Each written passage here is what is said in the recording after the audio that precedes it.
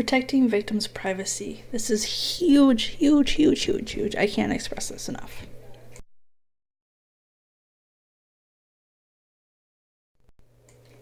So, since we're doing this online, the secrets exercise can be a little hard. But you can maybe try this with your close group of friends. It's a very good exercise, and I think, trying it within your small group of friends, you guys might be kind of shocked.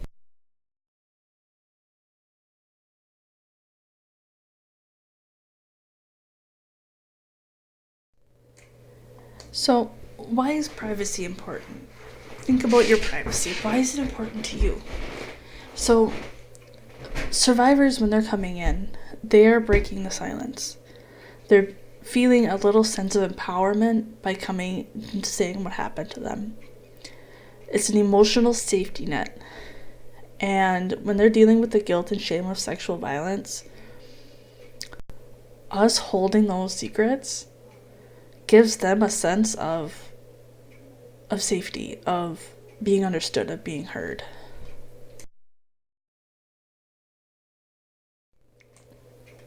So what is confidentiality? It's the legal requirement to protect the data you collect or know about a survivor who uses your services.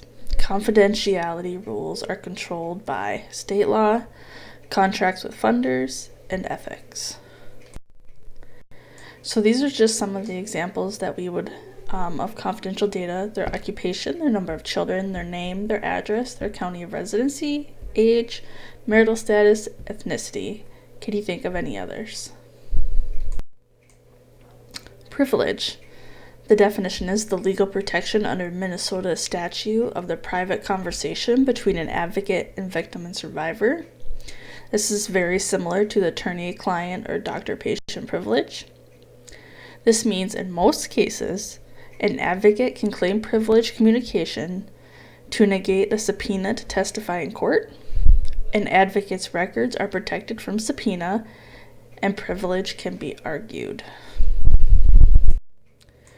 So, how do we have a responsibility in this?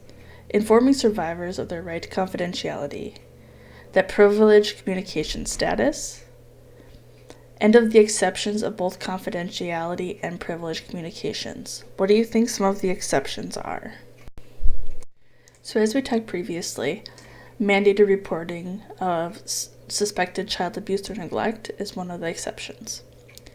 Concern that the individual is going to harm themselves or another, or that people are making ill-formed, unwise, or even dangerous choices does not give advocate the right to call in authorities unless it applies to the above. So, one simple rule. Confidentiality is black and white. An advocate can either cannot or must break confidentiality.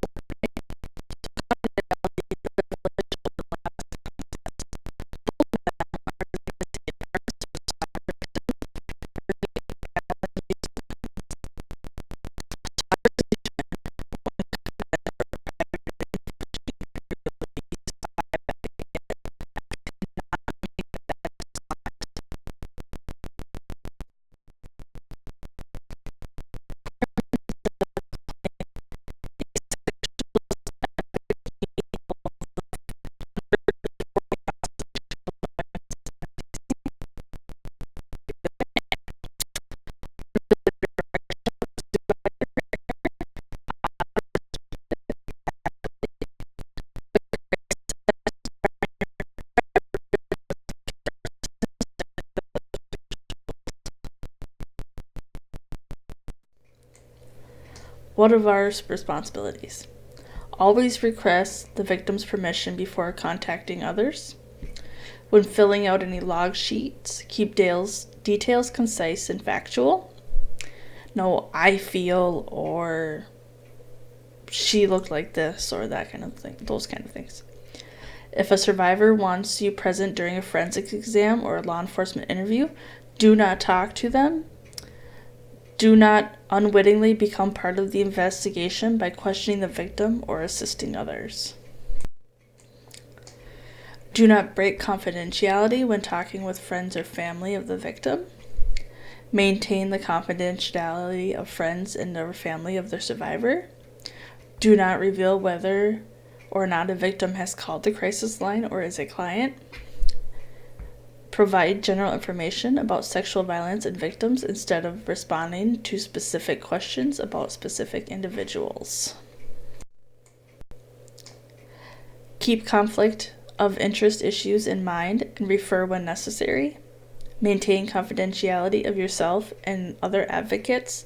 Only use first names. Do not give out personal phone numbers or home addresses of paid or unpaid staff. Follow your agency's procedures about confidentiality. So what happens if we break confidentiality? Advocate termination, legal action by client against the agency and advocate, funding consequences. So here are a couple scenarios. These are going to be on your worksheet, so I urge you to really think about these. If you have any questions, feel free to reach out.